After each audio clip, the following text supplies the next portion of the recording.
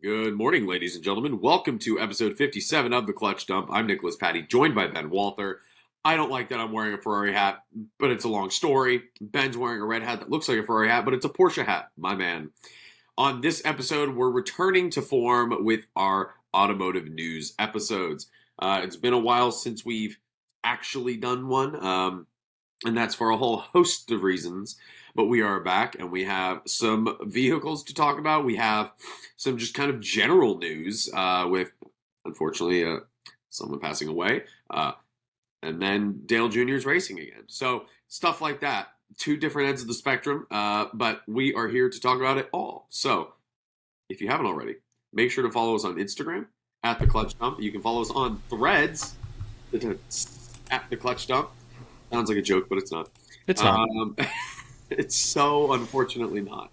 It's a new social media platform. It's free to join. We might as well be on there. Then make sure to join us on all podcasting platforms, whether it's Spotify, Apple Podcast, SoundCloud, if that's still a thing, Pandora, Stitcher, Google. It's not, but I keep saying it for some reason, just because I got so used to saying it. Monologue. No SoundCloud. Not SoundCloud. Make sure to join us anywhere and everywhere else. Drop a subscription. Follow us if you feel led. And like these videos. Hopefully y'all enjoy. And then follow us on YouTube at The Clutch Dump Pod. And I just got to say, if you're an Aussie, thank you, mate. That's fantastic. Or a Kiwi, okay? Or Kiwi. But statistically, the population of Australia is higher, so I would think that between the two, it's more likely that it's an Australian audience. But it's like 16% Australian, 15% New Zealand at the moment. Well, thank you to both parties, because if you haven't noticed, we have an outlier in the YouTube algorithm. We hit viral. I guess we're famous, right? Yeah, so if you Clutch Dumpers, thank you. Man, we just lost all of them right there. No, that was an accent. That was just me trying to be grungy and saying clutch dump, same sentence. So if you only listen to us and you don't watch the YouTube channels, for starters, why? I mean, I understand why, but why? If you go and look at the YouTube channel, you'll notice that most of our videos don't average a ton of views, and then all of a sudden episode 56 is at almost 2,500 views. Well, when I don't know. I texted Ben, I was like, oh my god, we're the 400. Well, at first we were excited because we were like, oh my gosh, it's going to be the first podcast to hit like 75 views or whatever, which is not a gigantic number by any means, but like it was just cool because it was for us. And this morning it's at almost 2.4 thousand views, which is super cool. So shout out to the Aussies. Shout out to Shane Van Gisbergen as well for the views. We appreciate it. Because that's basically what it is. What I'm wondering is, so if you've never looked at YouTube in different countries, what your homepage will suggest. Why is your Riverside name Pierce Brosnan? Did I miss something? We'll get there. It's important. It's relevant to the episode. I like your name though. Conversation Street is very good. I was gonna make a Top Gear reference, but I might do that later. But YouTube in New Zealand. But your YouTube will suggest different things in different countries because we're on the bottom normally of the algorithm, and they're upside down. We're at the top now. That's what it is. Yes, that's actually very.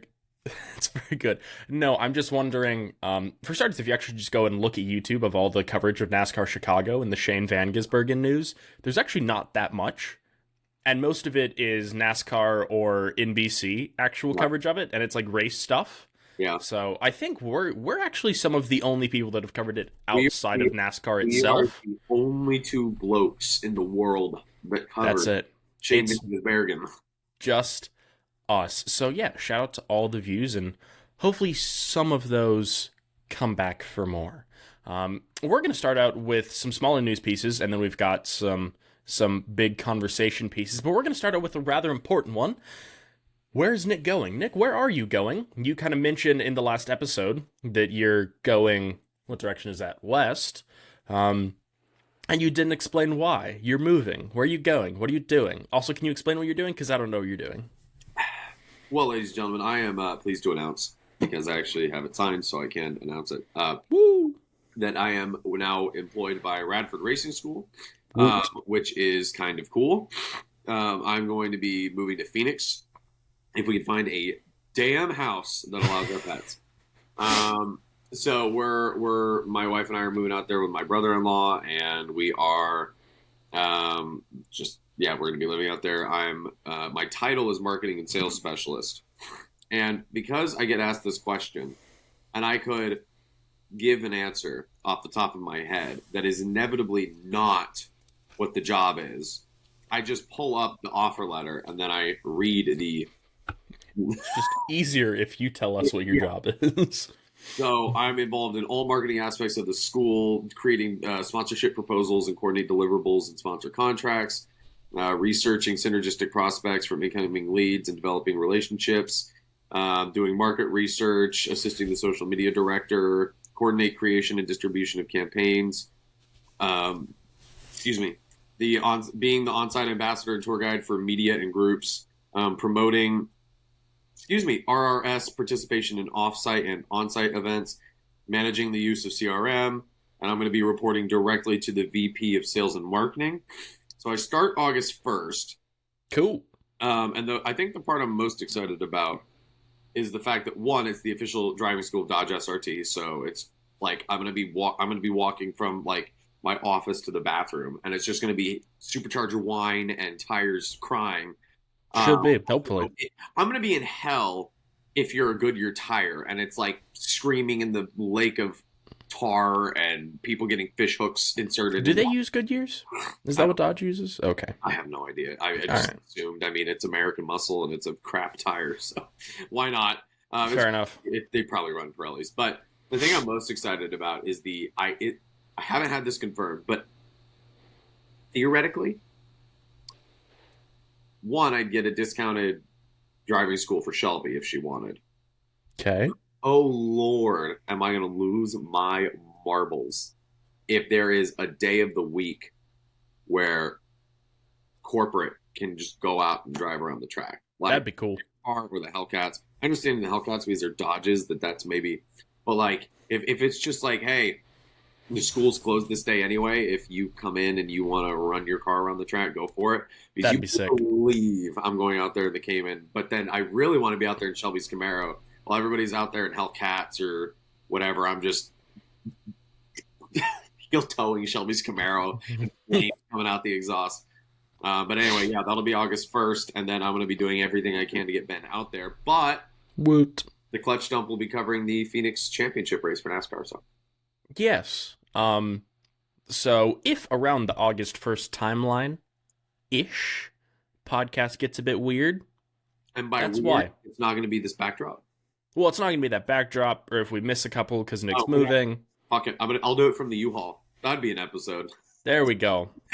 I'm driving the U-Haul. I'm like, so if you look at it, oh shit. I'm sure service will be great in the U-Haul for that. Hey, that's so hot spot for.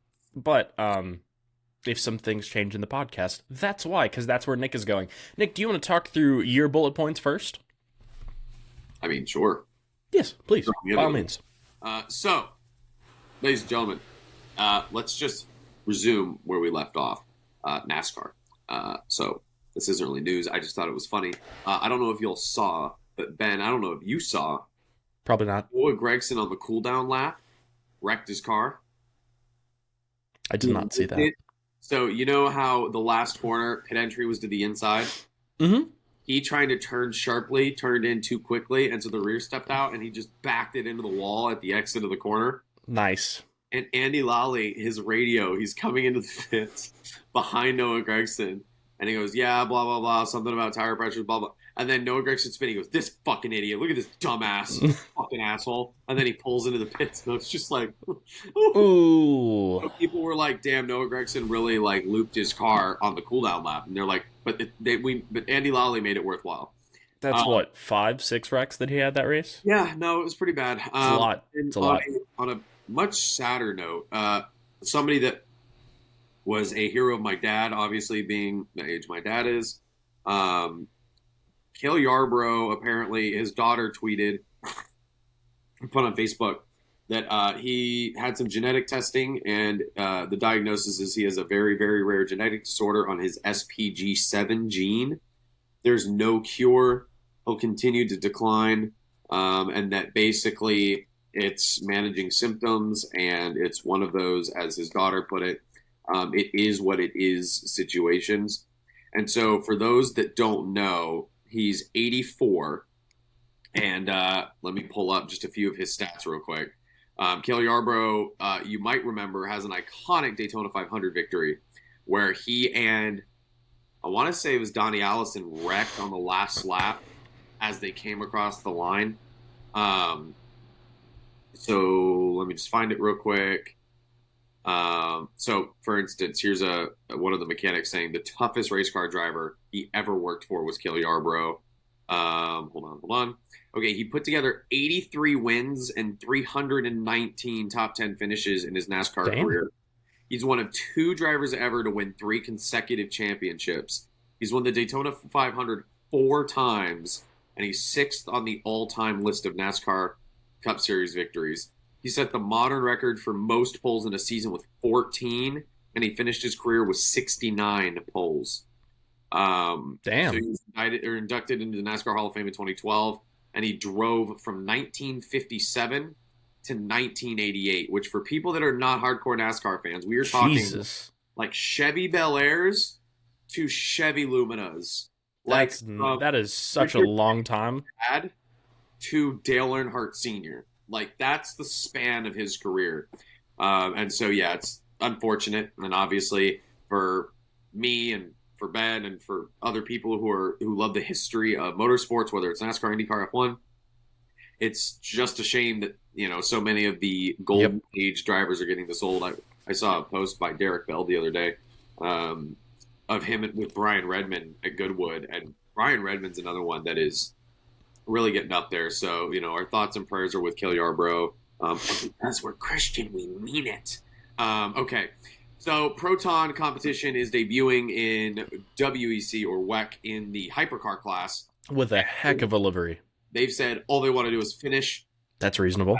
Red Bull, Christian Horner in an interview said that Red Bull's power unit deal with Ford goes through 2030. Cool. I'm going to throw in here, it's not a bullet point. Max Verstappen was asked what his dream F1 car, if they could run any F1 car, would be. I saw this morning. And he said, smaller tires, get rid of the damn hybrid, throw the V8 in there and make them smaller. And I was like, oh, wait. And get rid of DRS. Yes. Well, yeah, because they're smaller and they won't need as much help overtaking, you can get rid of DRS. So for any Volvo or Ford fans in here, raise your hand.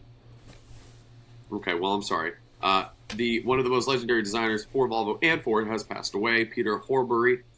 I just, in the news article, it said legendary. I don't know what cars he designed, but there you go. If you're unfamiliar with who Peter Horbury is, you may be familiar with a gentleman named Ian Callum, who designed, I don't know, something like the DB9, DB7, DBS. All the good Astons, he designed them. Also, the Lotus Elise. But he wrote a very touching piece for the intercooler about his dear friend Peter Horbury. So he put that on the intercooler. So if you want to go read that piece, I think you can get a 30-day free trial on the intercooler. I've been subscribed for like a year, but nice piece. So go read that. Very lovely. Moving on to news that Ben's excited for. Dale Earnhardt Jr. is coming back to race Xfinity at Homestead, Miami this year.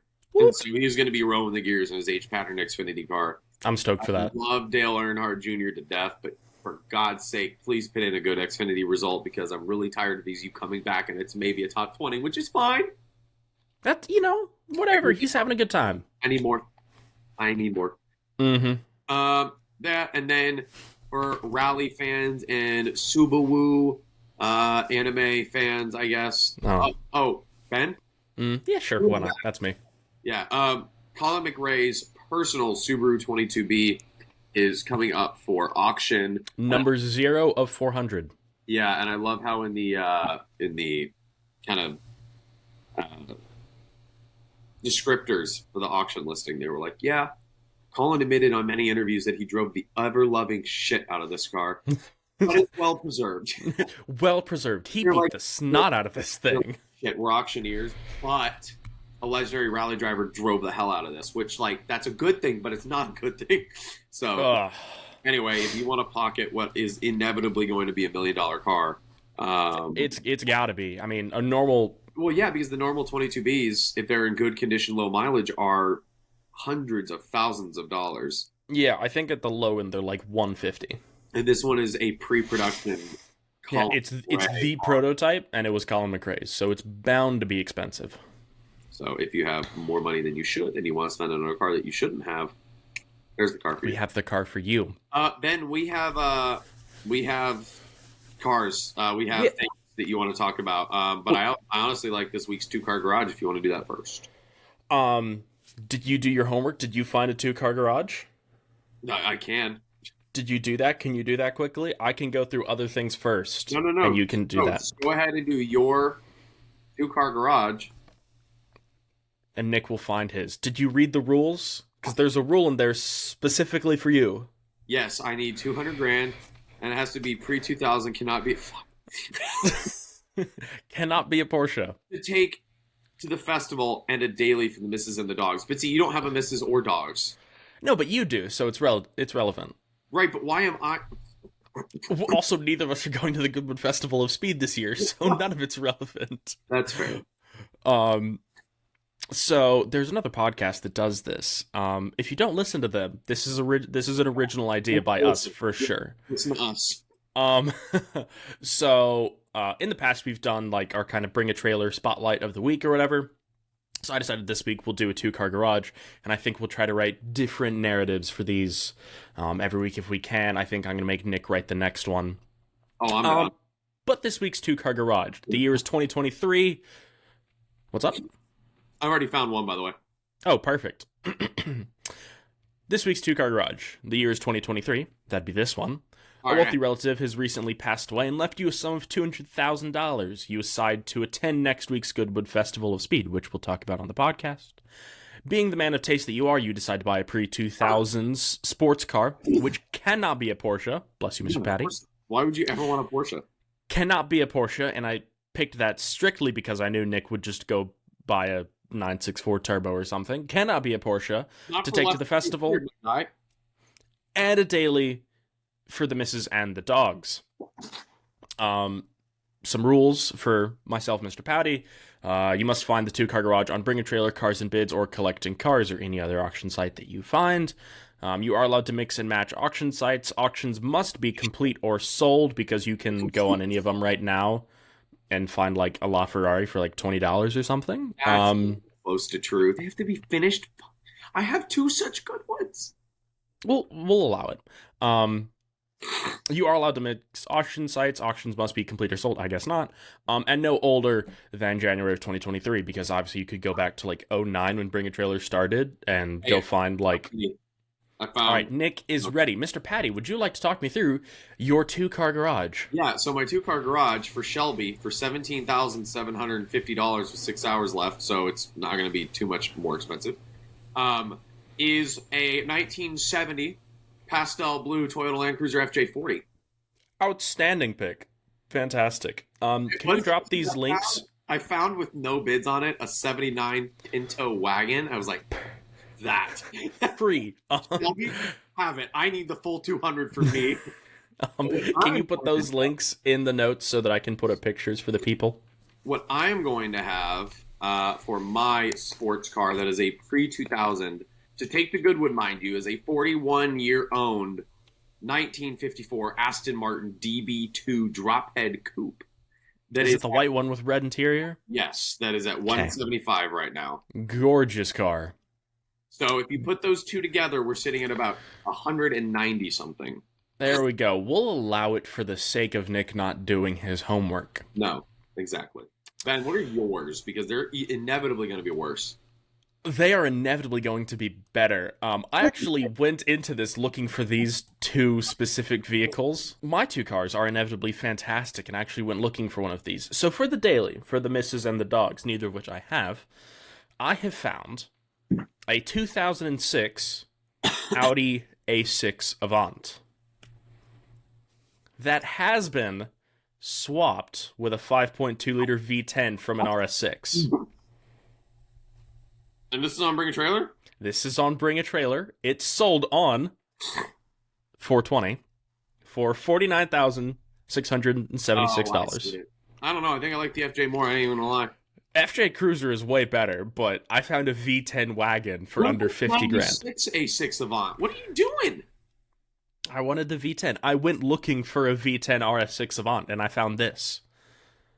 You know, it's old, it's done some miles, but it's got less miles than both of Nick and I's dailies. So, you know, I'm a totally allow it.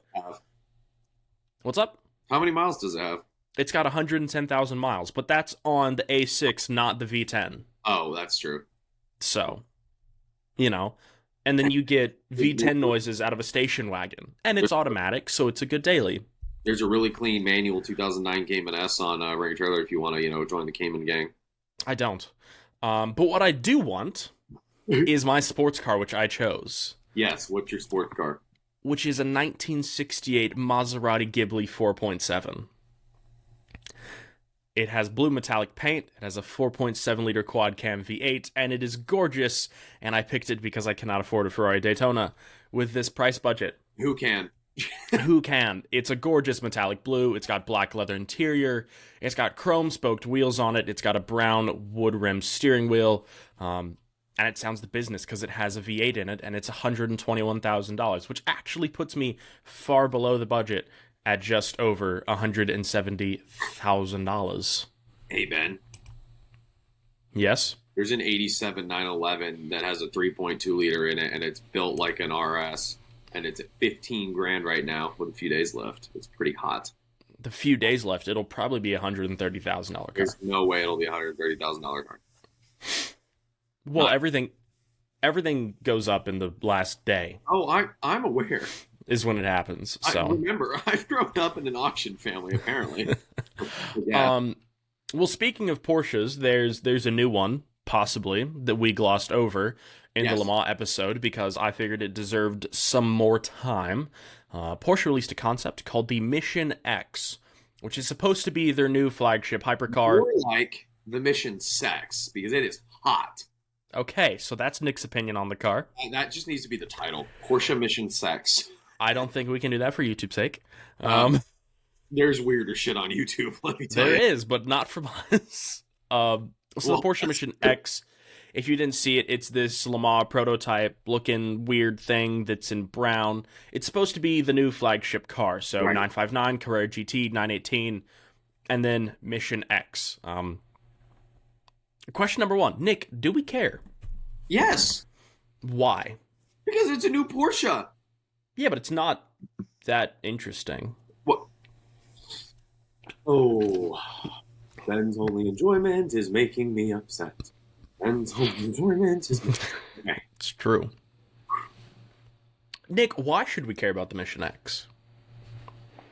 Because ignore the badge on the front. It's cool. Okay. It looks cool. Debatable. We are talking about a successor of the Carrera GT and the 918 from one of the most legendary performance brands in the world. I said ignore the badge on the front. Ignore the badge on the front. The car. Take away the badge. Why should we care about the car? Okay. It's working. It's working until I pull out the Glock and I just... So, you can't separate it from the badge. Here's why. Because at the moment, it's a concept. When you look at a concept, you have to be able to sit back and think to yourself, what is the weight? What brand is behind it? And can we trust the brand when they say that they're going to deliver on a performance vehicle? Right. If it was Alpine that said this car is going to be the this, that, and the other, I would sit here and be like, remains to be seen. Like, believe it when I see it. Right. Whatever. Ferrari. When Ferrari says this car is going to be the fastest road-going Ferrari of all time, people sit back and take note. Same thing with Koenigsegg, right? Right. This is going to be so. You can't separate it because when Porsche announces that this is going to be the heir to their hypercar line, the Carrera GT being a car that Doug DeMuro, one of the world's biggest automotive YouTubers, his dream car was nearly a 20-year-old Porsche. Yep. That you called a Boxster. I'm just going to remind everybody. It's a great video. It's a great video. People have to take note. So I think it looks spectacular. I would agree. Exactly know what the whole powertrain engineering thing is going to look like in final form, because obviously there's going to be so much revision and kind of redoing and wind tunnel work, and then more, okay, it's not getting enough cooling, we got to reroute stuff, or we got to re-engineer parts of this and that. And considering Porsche was thinking about my cat's playing with the blinds, one sec. And considering that Porsche was considering an F1 entry, I have some faith that this car's power plant is going to be a variation of an F1 power plant. That doesn't mean it's going to be the same, but I feel like some of the technology that they might have been working on for an F1 bid will carry over into this car, because there's no way that Porsche was trying to bid for an F1 team without having done any R&D. So I feel like there's got to be some engineering background. So you're thinking it's not going to be full electric, which is what they said it's going to be. I think if it's full electric, it's going to be very different from the full electric that we know of now. Like, I'm not saying that, oh, it's going to be electric, but it's not going to be electric. I mean, like, how an electric car functions and behaves, I think, is going to be different by the time this comes out, or this will rewrite some of the rules when it comes to electric cars. Because there's no way they're going to build this as the successor and then basically take the exact same technology from a Taycan and just dial it up to 11. Because at that point, it's not very special. But secondly, I don't think Porsche typically does that in terms of, oh, hey, we're coming out with this new top-of-the-line car. Here's a bunch of recycled technology. Typically, if you look at the 918 or whatever, it's on the forefront of the technology. And we see that with the P1 and the LaFerrari when the 918 came out. Granted, they're all, take your pick. They're all about equal. Right. But the technology in the 918 was vastly different from the other two. So I think it'll be electric. I think they'll innovate somehow on that front. And at the end of the day, while it may not have the longevity of internal combustion or hybrids, I think because electric's what's hot right now, I think it's necessary that Porsche does this. And I think that all the research they're doing with this is Mission X. Is it Mission E? That's the spec series prototype. Mission R. Mission R. Thank you. The Mission R, I think, is paving the way for a lot of this. And so we haven't heard a lot about the Mission R. Nobody really talks about it. It is a sexy-looking car. It's such a good-looking car. But a lot of people don't talk about it. So in terms of the styling for the Mission X or 99X or whatever the hell it's called, it looks fabulous. It does look fabulous. It looks like, to me, the 919 street version that they never made that was a concept. Yep. Dude, the interior with those seats, and I love Porsche so much, dude. Like, they debuted a new car and it wasn't in yellow or red or a pretty blue. It's in like it was brown. It was brown with brown interior. Oh, I was like, dude. You know what they did? They went to their paint to sample guys and they were like, what's everyone buying right now? Because I don't know if y'all know, but brown is the new green. Yeah. As far as Porsche specs go. Because like right when the GT3 came out, everyone went to paint to sample it. Everyone bought a dark green one with light brown interior. And then everyone went and realized that everyone bought a green one with brown interior. So now everyone's speccing brown Porsches. So I wanted to talk the car down just to see how Nick would defend it. Because he is Mr. Porsche, despite the fact that he's wearing a Ferrari hat, you traitor. I for anybody listening, I'm only wearing this because the Assetto Corsa League I'm in, I'm driving a 296, not by choice. Okay? It's a great looking race car, we'll allow it. It's but, a fantastic race car. I think this is super cool. I'm kind. I was just about to brag how I brought home a 1-2 in a 45-minute enduro at Spa that was a day into night race. That's actually pretty impressive. It was really cool. Not gonna lie. That's pretty dope. So something I'm a little bit upset about with the Mission X is it was at Le Mans. Yes. But Porsche did not put it out on display for the world to see. So something about Le Mans is they had the little deal with the 996 GT1 that won Le Mans. I know, it's tragic. Well, Alpine put their thing that they debuted out on, the stand. Like I said, it's an Alpine. Who gives a shit? I do. It's freaking cool. Sorry to our French listeners. Sorry, my bad. I mean, you're all Australian, but we're sorry. All the manufacturers had a little booth that you could walk around and look at. And then they also had buildings where it was like, if you're a customer of Porsche, like Porsche invited you to Le Mans type thing. Oh, sweet. I'll go next year. That's where they debuted, not customer of Porsche. If you were invited by Porsche, that's what I meant to say. That's where they debuted the Mission X, and they did not show it to the rest of the world, which kind of sucks. Sorry, but it was there. Exclusive. Don't know if you know. Yeah. So I think it looks fantastic. So they claim a 1-to-1 power to weight ratio. And they said it's going to make 1,500 horsepower. Which, so assuming that means it's going to be about 1,500 kilograms. Which is like... I think that's a bit lighter than your Cayman. Let me see. My Cayman is 2,900 pounds. I don't know what the kilogram... I don't speak tyranny. Oof, that's 3,300 pounds. That is... Electric power plants, dude, I'm telling you. They're going to be heavy, so that's the thing. That's why it needs to make 1,500 horsepower, so they can barely move it across the parking lot. And they say that it may go into production in 2027. Yeah. Well, that's what I'm saying. So much time from here to now. Like, in 2027, who knows what EVs are going to look like? Right, so, I mean... Honestly, there's hydrogen power by the time we get there, so... It could be. We don't know. And this could be another one of those things that Porsche does. If you haven't noticed, Porsche releases a bajillion concept cars all the time. All cars that should be made. And they make none of them. So hopefully they put this one into production. I'm still so salty they never made the Burr Spider Boxster thing. I think that there is some version of the Mission X will go into production. Right. What it looks like, whether it looks like this, but I think because they had such detailed photos and a bit more info on it. I mean, there were interior pictures. They talked about the stupid yoke steering wheel. My cat's on some crazy shit right now. Some cat shit. Is it? But Mission X, I think it's super cool. I think it is a worthy successor to the 918. Easily. Tough. I think it is a worthy successor to the 918.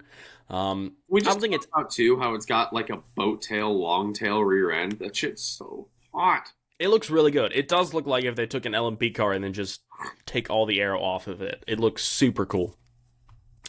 So that is the Mission X, which hopefully we'll be talking about more in the future. Hopefully by 2027 I'll have enough to buy one. God damn. Hopefully, because due to inflation, they'll be about $12 million. Okay, random little detail that for people that may not have looked at it specifically may have missed. I love the built-in chrono rally timer, dude. That's like, it's so quintessentially Porsche. Like, LEDs, analog timer. You got to reach up and click the button. Yep. So good. Oh, fuck. Sorry. The other bit of news that we have is, if you've been scrolling the internet, you've probably seen a bajillion reviews for the new Aston Martin DB12. Nick, Patty, have you watched any of these? No, because I don't really give a shit. Because if you look at the DB12, it's literally a DB11. It's not. They look so different. No, they really don't, Ben. There will be pictures here. They look very different. They really different. I'll do this. I got you. I got you. I got you. I got you. I'm gonna put them in the dock. Where'd it go? There we are. Look that different. Now, granted, they look different, but not that different. Go. Open. God damn it! You put the Delta Wing into episode 53, bastard.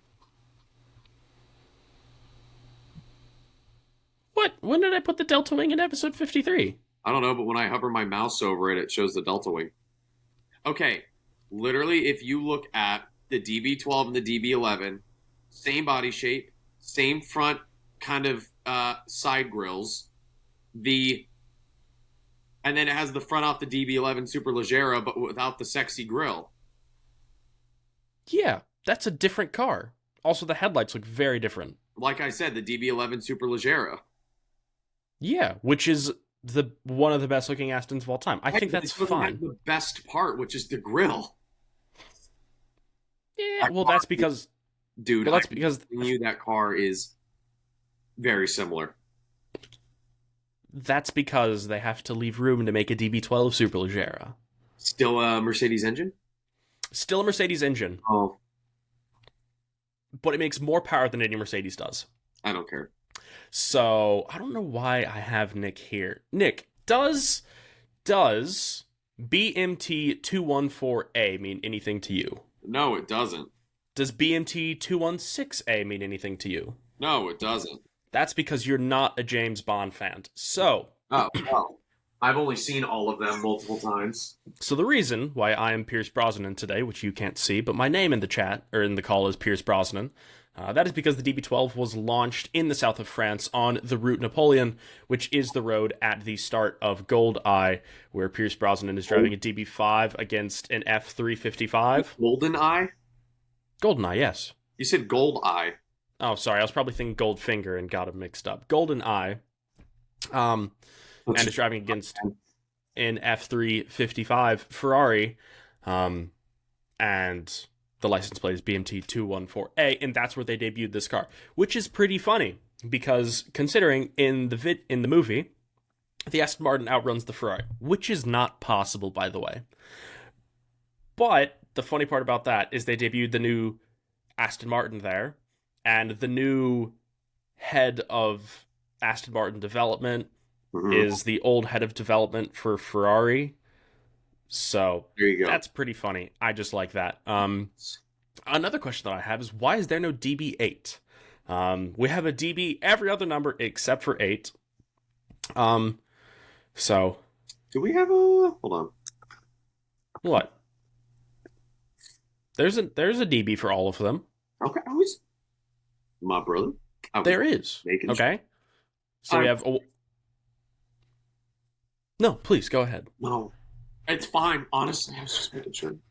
Because I just didn't remember what the DB3 looked like, because the DB1 is what Carroll Shelby raced. We have the DB2, that's the touring car. We have the DB3, which is also a touring car, but then they made the DB3S, which was raced in the 50s. And then we have the DB4, obviously, DB5, DB6, DB7. My favorite of them all. I'm just kidding. The most affordable of them all. Yes. I need to resume my cert, because if I find one, I'm going to sell it for, or I'm going to sell my Cayman for it.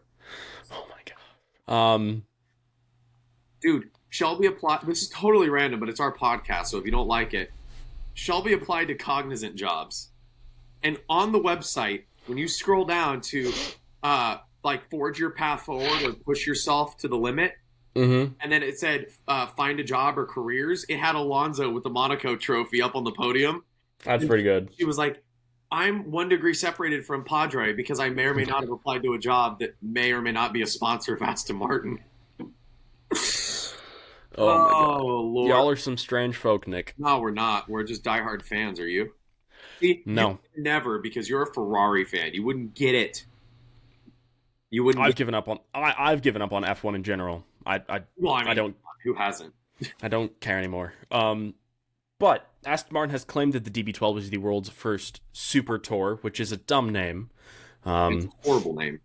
Well, you can't just stick super in front of everything, and it makes sense. So Henry Catchpole made a great reference, and a bowl is just a bowl that you put cereal in until you put super in front of it, and then it's the world's biggest sporting event. So you can't just stick super in front of everything. It doesn't work that way. But some big news with the DB12 is they debuted the Michelin Pilot Sport S5, which is a new tire for Michelin. They're the first production car to run the S5. They have a bespoke tire. Also, they have a giant tire on the back of this car, a 325/30 ZR21, which is a huge tire. And up front, they're running a 275/35 ZR21. The car has a 48/52 weight distribution front-rear. So despite the fact that it is front engine, it is rear weight biased, which is pretty cool. Big boy. The Bilstein DTX adjustable coilovers are softer in all modes compared to the DB11. In both GT and Sport mode, they're softer everywhere. Aston listened to everyone. They're softer everywhere. Apparently, the ride is fantastic in that car. And it did adopt the 4-liter bi-turbo, the Hot V V8 from AMG, but it has been given larger turbos, different camshafts, and a higher compression ratio. It makes 630 horsepower, which is 41 horsepower more than the old V12, and it makes 416 pound-feet of torque. V12, and it makes peak power from 2,750 RPM all the way to 6,000 RPM. But the last V12 didn't even sound good. Because the last V12 and the DB11, did the DB11 have the V12? DB11 had the V12. Okay, can confirm you're wrong. because the year that came out, I was at Goodwood, still the flex. And as we were leaving out of Chichester, we came up to a roundabout, and there was a gap in traffic, and there was a DB11 up in front of us. We had our windows down. That guy in the DB11 floored it, and we all went, "Holy, that's a good sounding car." So you want the Mercedes V12 over the Mercedes V8, Yeah, even though it's a bi-turbo? I don't care. Yes, sound, Ben, sound. It's a twin turbo V12. They don't sound good. Aston Martin ceases to be an Aston Martin unless it has a V12 in it. I'm sorry. So a DB5 is not an Aston Martin. Okay, modern Aston. You knew what I mean, asshole. So there is no V12 as of yet. However, if you look under the engine bay, it's pretty big because it is underneath still a DB11, as Nick has said. It does carry over the ZF 8-speed transaxle. People have claimed that it's a little slow in the downshift, supposedly. People are a little bit upset about that. That's fine. And the DB12 is more rigid than the DB11 by 7%. And another thing, styling-wise, as you'll see in the pictures that are up on the screen, if you're on the U and tubes, the clamshell front end has been replaced with a standard peasant-like hood, which I'm assuming fixed cost and both rigidity. Let's see here. But the big news is the interior, because interiors on Aston Martins have been lacking forever. They've always been kind of a generation behind everyone else. They've always been old Mercedes tech in the DB11 and the DBS. There'll be some interior pictures here. It gets a new slimmer dash. It has a ramp-style center console, which utilizes Aston's new proprietary infotainment system. Aston didn't go full touchscreen with everything, instead preserving the tactility of high-quality switchgear, including roller switches for temperature, fan speed, and audio volume, plus a smattering of buttons for major driving aspects, damper firmness, exhaust volume, and stability control. Out of the DB12, a large center dial is used to select modes, and then a Porsche-like toggle switch is used for the switchgear. Porsche-like toggle switch. So you know how in the 992s it's got the little switch that they use to select gears. Got you. So some specifications between the DB12 and the DB11. Wheelbase is the same. It's an inch shorter than the DB11 at 186 inches in length. In width, it's an inch and a half wider. It's half an inch shorter. The trunk is a bit smaller. The curb weight is 4,100 pounds compared to the DB11's 4,134, so it's a bit lighter. Big car. For comparison, the Bentley Continental is 4,700 pounds to 5,300 pounds. The BMW M8 Competition, the light one, is 4,600 pounds. The only thing in comparison in the class that is lighter is the Ferrari 812. That is 3,560. Now, something to note is that is a carbon-bodied car. This is an aluminum-bodied car, so it's going to be heavier. 0 to 60 is down from 3.9 seconds to 3.3.